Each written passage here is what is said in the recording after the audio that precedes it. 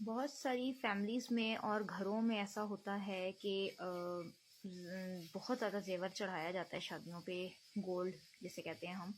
اور بعض اوقات بہت ساری فیملیز ایسی ہوتی ہیں، اتنی کہ دو نمبر ہوتے ہیں لوگ کہ گولڈ کا پانی چڑھا ہوا زیور چڑھا دیتے ہیں صرف اور صرف دکھاوے کے لیے، شو آف کرنے کے لیے کہ جی بہو کو اتنے تولے زیور ڈالے، جبکہ وہ اصلی سونا نہیں ہوتا.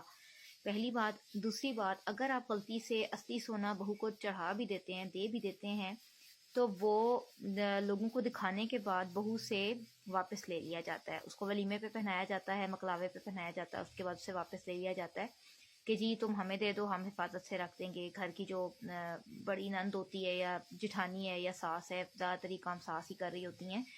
تو یہ کتنی کہ غلط حرکت ہے. کبھی بھی آپ کسی کو تحفہ دینے کے بعد اس سے واپس لیں، یہ کہہ کر بھی واپس لینا کہ جی تم اس کی حفاظت کرنے کے قابل نہیں ہو، تم اس کو حفاظت سے رکھ نہیں سکتی، نہیں سنبھال سکو گی، تو یہ اس لیے جو ہے وہ مجھے دے دو، میں جو ہے وہ اپنے پاس سنبھال لوں. زیادہ تر بہت سارے لوگ لاکر میں رکھوا دیتے ہیں، تو یہ بہت ہی غلط حرکت ہے.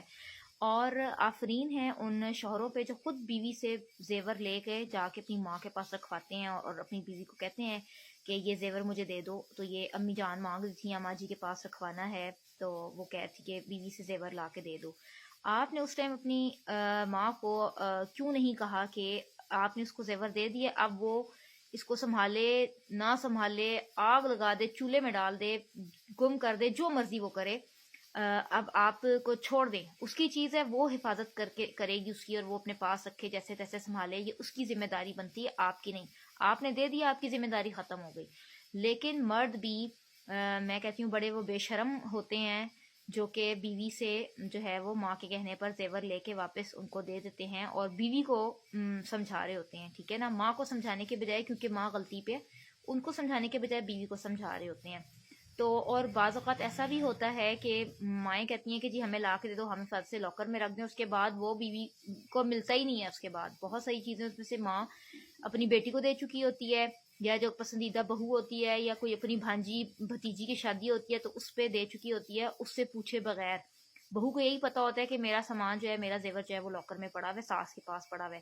جب وہ کسی شادی کسی اس کے لیے پہننے کے لیے مانگتی ہے تو وہ کوئی نہ کوئی بہانہ بنا دیتی ہیں. اس کے بعد 8-10 سال بعد جا کے بہو کو پتہ چلتا ہے کہ وہ زیور تو میرا دے دیا گیا ہے اور آگے توڑ دیا گیا ہے مجھ سے پوچھے بغیر. اور یہ امانت میں خیانت ہوتی ہے. یہ میرا میسج اگر ان مدرس تک جا رہا ہے جو کہ ساس ہیں اور جو یہ کام کرتی ہیں، یا جو بھی لڑکے اور لڑکیاں یہ میسج سن رہے ہیں میرا، ان کو پلیز بتائیں کہ یہ بھی ایک طرح کی چوری میں آتا ہے، ایک طرح کی امانت میں خیانت میں آتا ہے. اور یہ بھی آپ کو جو ہے وہ کل کو اس کو آپ باقاعدہ اللہ تعالیٰ کے ہاں پوچھ ہوگی اور آپ جواب دہ ہوں گے کہ آپ نے ایسا کیوں کیا.